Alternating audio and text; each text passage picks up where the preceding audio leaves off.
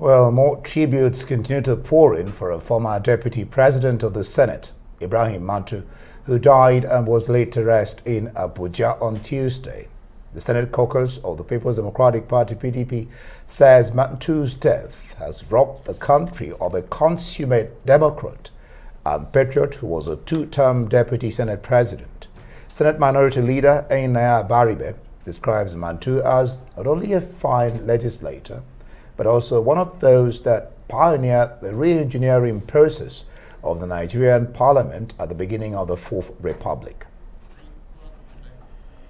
And we're now being joined by Arise user analyst MAHMUD JEGA to have a conversation about a man that has been described as an astute politician par excellence. Mahmoud, thank you so much for being here. And just reading the article that you wrote about Ibrahim Mantu, one just can almost talk about his life from just your article alone. But let's talk about this politician and the legacies that he's left behind that he'll be remembered for. Mantu, I covered nearly 30 years of his political career. Wow. He was a very forceful, very dynamic, restless person. That's what everybody said when he was directing, like Bashir Tofa's presidential campaign in the Third Republic. NRC chieftains told me that he virtually never slept. That is only that sometimes you will see him nodding in a meeting. You know, he was that dynamic. Unfortunately, some controversies dogged his career. And those are the ones that people are likely to remember. I'm going to bring them up. Yes. All right. Well, like I said, I'm going to bring them up. He was particularly, controversial in the issue of his confession. Confession that he helped his party win elections through financial inducements. And he also said that PDP leaders should apologize to Nigerians for wrongs they did in the past. Well, he said it was almost a parting shot because it now turned out that he had a few months to live after saying that. I'm not very surprised because he was a rough and ready kind of political operator at the time that he operated, both within political parties and in the legislature, although it's very unusual for politicians to admit that they did this. But we all know that these things happen in Nigerian politics, and Mantu certainly looked like the kind of person who could do that.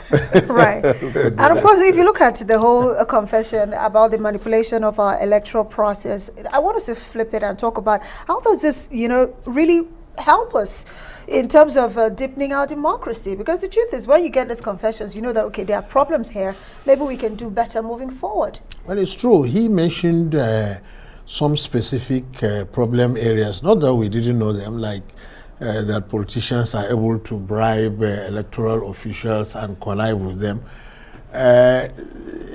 It is a hard slog to find a solution to that because, as you know, during election time, most of the election officials are not what you call INEC staff. They are auxiliaries. They pack them from NYSC, from schools, from other.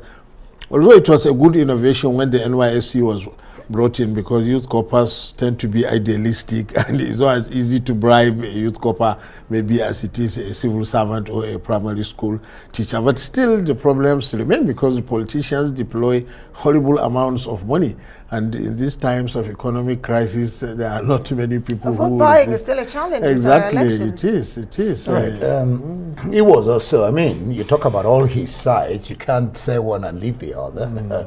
He was also the true hero of Obasanjo's third-term agenda. This is according to Odiuso Carlo. He said, although he was seen as spearheading in public that third-term agenda, but that actually he worked hard to truncate it behind closed doors.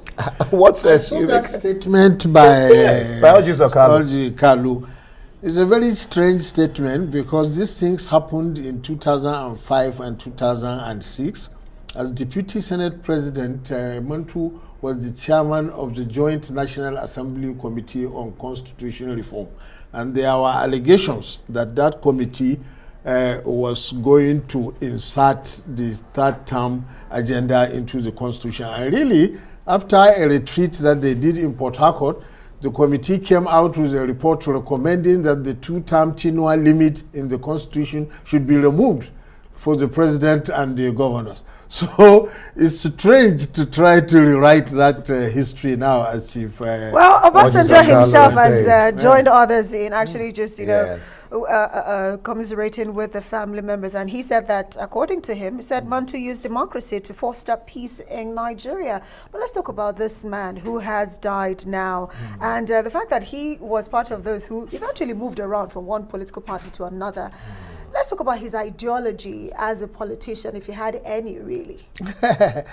I think what was most visible was that he was an extremely practical kind of politician. As I said even in my writing, there was a time in 2014 he was invited to a PDP Jonathan support group meeting, and he was about to go there with his friend, and the friend said he didn't want to go to APC meeting, he preferred to go to PDP meeting, he preferred to go to APC. He said, did they invite you? Huh? He said, who told you that I prefer PDP to APC?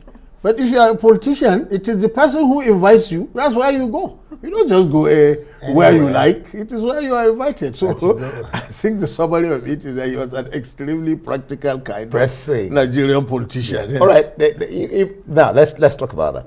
How much of a loss, really, is his death to the people of Plateau State? You know, he won elections as a Muslim in a Christian-dominated area. Yes, so how much of a loss is this to people of Plateau, Nigeria, and his political party, PDP? He was also a BOT member. And then, of course, a 2-term deputy Senate president.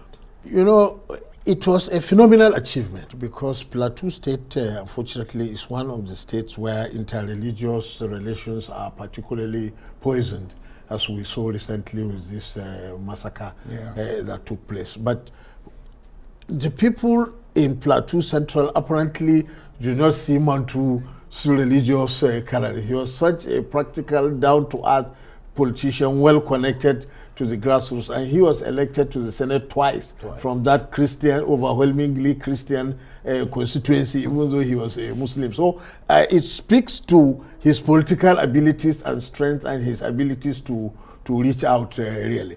And he was a forceful operator in PDP and also in the Senate. So it was quite a big loss of a very experienced politician. He had begun to impart some of the knowledge of politics to us before he died. I wish he had done more, and I wish he had even written a book, but certainly he will be missed on the political scene. And of course, he's passed on at the age of 74 and was buried according to Islamic rites. Thank you so much, MAHMUD JEGA, for joining us tonight on the program to talk about the restless politician, like he was called.